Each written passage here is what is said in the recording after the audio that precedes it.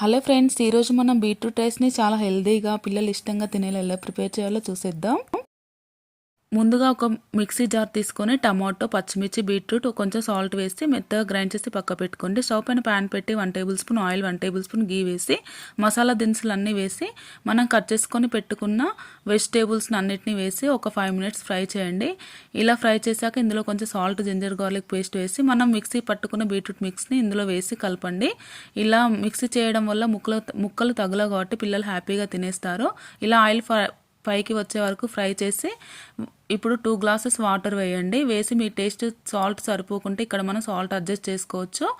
ఇప్పుడు half an hour కడిగి నానబెట్టుకున్న 1 గ్లాస్ రైస్ని ఇందులో వేసి బాగా కలిపి మూత పెట్టి 2 విజిల్స్ వచ్చే వరకు ఉంచి 2 విజిల్స్ వచ్చాక ఆవిరి మొత్తం బయట తీసాక మనం ఓపెన్ చేసి చూస్తే ఎంతో టేస్టీగా ఉండే బీట్రూట్ రైస్ మనకు రెడీ అయిపోయిందండి. Please subscribe.